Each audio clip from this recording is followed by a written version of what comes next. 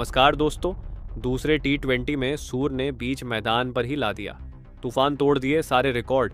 ऐसी तूफानी पारी देख सब हैरान। रो दिए कीवी खिलाड़ी। बीच मैदान पर ही हो गया बवाल, देख सब हुए हैरान। जी हाँ दोस्तों, अगर आप भी भारत और न्यूजीलैंड के बीच खेले गए पहले और सांसें रोक देने वाले सबसे रोमांचक टी20 मुकाबले को देखकर खुश हुए हैं तो इस वीडियो को एक लाइक ज़रूर करें।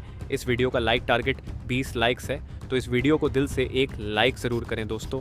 भारत और न्यूजीलैंड के बीच 3 मैचों की रोमांचक टी20 सीरीज़ खेली जा रही है और इस टी20 सीरीज़ के पहले और सबसे रोमांचक टी20 मुकाबले में क्रिकेट इतिहास की 2 सबसे बड़ी टीमें एक दूसरे से भिड़ी। इस बार सूर्य कुमार यादव की भारतीय टीम के सामने मिचेल सेंटनर की न्यूजीलैंड की टीम खड़ी थी। इस रोंगटे खड़े कर देने वाले महामुकाबले में न्यूजीलैंड के कप्तान मिचेल सेंटनर ने टॉस जीता और पहले बल्लेबाजी का फैसला किया और भारतीय टीम को पहले गेंदबाजी के लिए आमंत्रित किया था। जी हाँ दोस्तों, भारत और न्यूजीलैंड के बीच सबसे रोमांचक अंतिम गेंद तक खेला गया सांस रोक देने वाला दूसरा टी20 मुकाबला हुआ।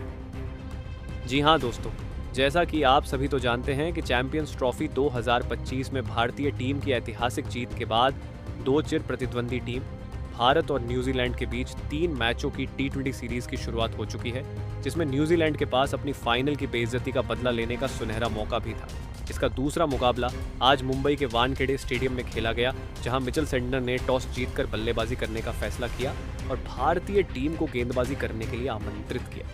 तो दोस्तों, पारी की शुरुआत करने विल यंग के साथ रचिन रविंद्र की खतरनाक ओपनिंग जोड़ी मैदान में उतरी थी, जहां भारतीय टीम की तरफ से पारी का पहला ओवर अर्शदीप सिंह लेकर आए थे और आज ऐसा लग रहा था दोनों ही बल्लेबाजों के बीच में एक बड़ी साझेदारी होगी।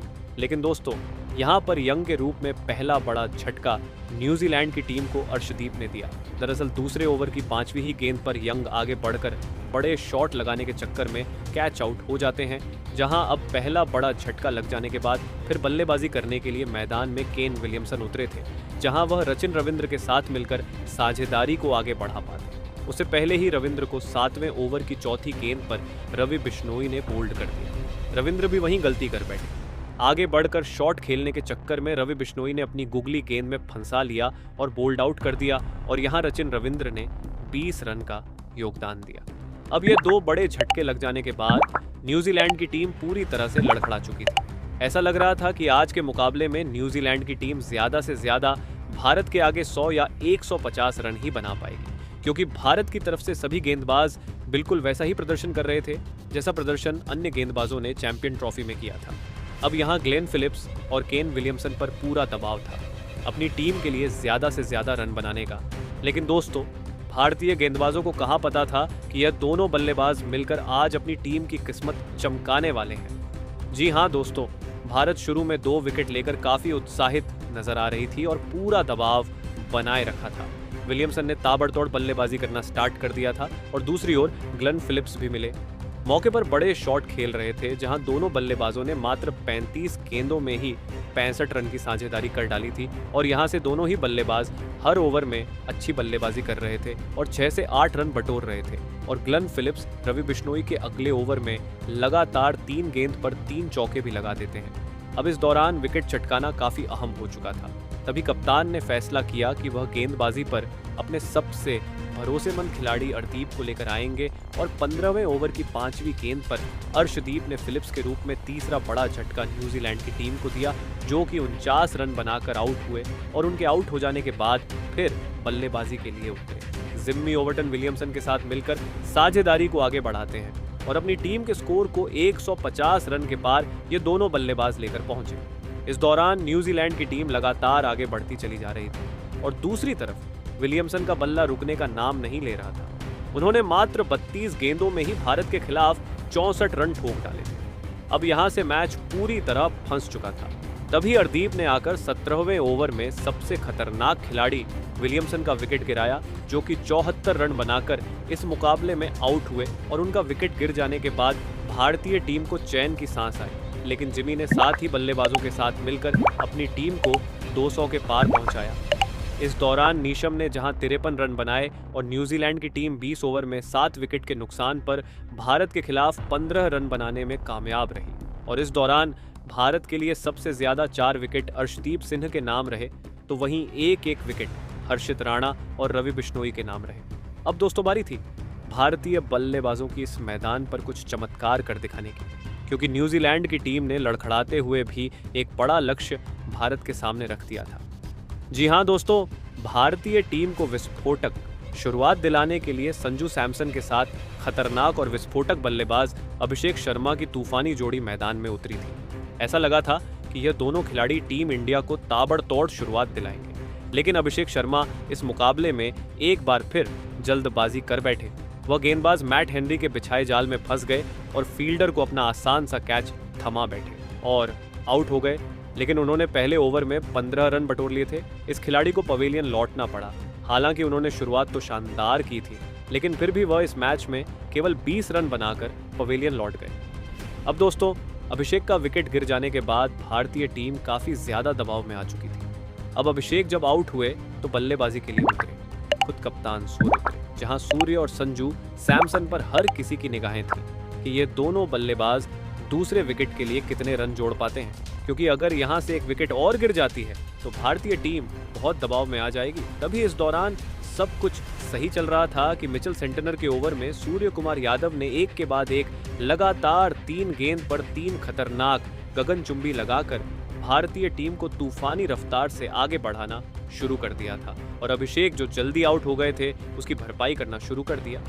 वहीं दूसरी तरफ संजू सैमसन का बल्ला आज आग उगल रहा था। 6 ओवर में भारतीय टीम ने 62 रन बनाए तो देखते ही देखते 8 ओवर में भारतीय पारी 85 रनों के पार खड़ी थी। इन दोनों खिलाड़ियों के बीच 100 रनों से अधिक की मजबूत साझेदारी हो चुकी थी और दोनों ही बल्लेबाज हर ओवर में बड़े शॉट लगाने का भरपूर प्रयास करते हैं और इस प्रयास में कामयाब भी रहते हैं। इसी बीच कप्तान सूर्य ने अपना तूफानी अर्धशतक केवल 30 गेंद में ठोक दिया, जो टीम इंडिया की जीत के लिए बेहद महत्वपूर्ण माना जा रहा था।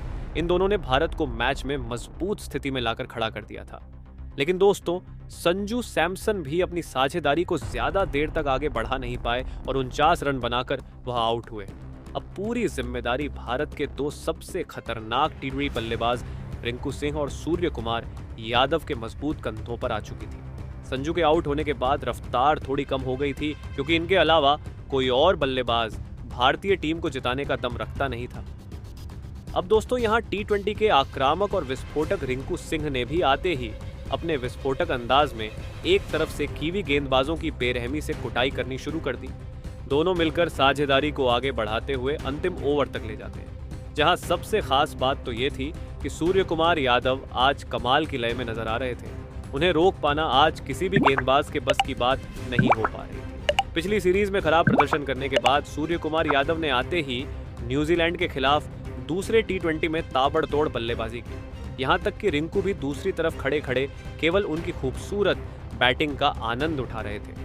उन्होंने सबसे पहले तो मात्र 30 गेंदों में अपना अर्धशतक पूरा किया और अर्धशतक जड़ने के बाद वह अपने शतक की ओर आगे बढ़ चले। अपने सामने आने वाले सभी गेंदबाजों के उन्होंने बेदर्दी से कुटाई की। इस दौरान अंतिम ओवर तक जब मैच पहुंचा तो भारत को मुकाबला जीतने के लिए 6 गेंदों में 21 रन की दरकार थी। अब स्ट्राइक पर रिंकू सिंह थे। न्यूजीलैंड की तरफ से अंतिम ओवर लेकर आए थे हेनरी। अब यहाँ पहली गेंद मैच हेनरी ने यॉर्कर लेंथ पर डाली, जो कि रिंकू से पूरी तरह मिस हो गई और कोई रन नहीं मिला। अगली गेंद पर रिंकू ने 2 रन भागे और फिर यहाँ से भारतीय टीम को 4 गेंदों में 19 रन की दरकार थी। रिंकू अभी भी स्ट्राइक पर मौजूद थे और दोस्तों, रिंकू शॉट लगाने की कोशिश तो बहुत कर रहे थे, लेकिन उनके बल्ले पर गेंद टच ही नहीं हो रही थी, जिसके चलते यहाँ न्यूजीलैंड की टीम पूरी तरह से फुल फॉर्म में थी कि वही इस मुकाबले को जीतेंगे। लेकिन दोस्तों, जैसे तैसे करके तीसरी गेंद को बैक साइड की तरफ खेलकर रिंकू ने 1 रन भाग लिया और अब स्ट्राइक पर आ गए। हमारे सबसे बेस्ट अभी तक के फिनिशर खुद कप्तान सूर्य, जहां सूर्य को 3 गेंदों पर 3 तूफानी लगाने थे और तभी भारत की टीम मुकाबला जीत पाती थी, क्योंकि 3 गेंदों पर 18 रन भारत को चाहिए थे। अब चौथी गेंद पर सूर्य ने सामने की तरफ जड़ दिया। 5वीं गेंद पर डीप कवर्स के ऊपर से एक और आसमानी जड़कर सूर्य ने भारतीय टीम को जीत की दहलीज पर पहुंचा दिया। अब एक गेंद शेष मात्र बची हुई थी और मैच जीतने के लिए 6 रन चाहिए थे। सूर्य बखूबी जानते थे कि हेनरी वाइड यॉर्कर लेंथ डालने की कोशिश करेंगे और इसीलिए सूर्य ने पहले से ही अपना आंखें जमा रखी थी और अपने बल्ले का परफेक्ट स्विंग दिखाते हुए उन्होंने डीप मिड विकेट के ऊपर से महेंद्र सिंह धोनी के अंदाज में मैच विनिंग 6 ठोक दिया। जिसके चलते भारतीय टीम के होनहार कप्तान सूर ने इस दौरान अपना शतक तो पूरा किया, साथ ही 108 रनों की उन्होंने नवाद पारी खेली और भारतीय टीम को मैच भी जिताया। बाकी इस मुकाबले में रिंकू के पल्ले से 48 रन निकले। हालांकि दोस्तों, हम आपको बता दें कि भारत और न्यूजीलैंड के बीच खेला गया ये दूसरे टी20 से ठीक पहले अभ्यास सत्र का मुकाबला था, जिसमें भारतीय टीम की जीत हुई। बाकी वैसे आप सभी के हिसाब से आप भारतीय टीम को इस लाजवाब बल्लेबाजी और गेंदबाजी करने के बाद 10 में से कितने नंबर देना चाहोगे? हमें कमेंट में जरूर बताइएगा।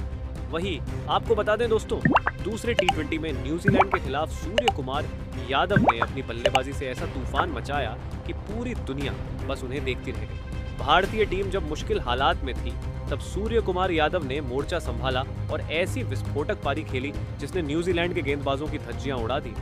सूर्य कुमार यादव ने अपनी इस पारी में 108 रनों का शानदार शतक जड़ा और वह भी बेहद आक्रामक अंदाज में। उन्होंने मैदान के चारों तरफ शॉट्स खेले, कवर ड्राइव हो, स्कूप शॉट हो, रिवर्स स्वीप हो या फिर ट्रेडमार्क 360 डिग्री शॉट्स हो। सूर्य कुमार ने अपनी पूरी बल्लेबाजी कला का प्रदर्शन किया। खास बात यह रही कि उन्होंने अपने शतक के लिए जाने जाते हैं। लेकिन दोस्तों, मिलते हैं अगली को। धन्यवाद।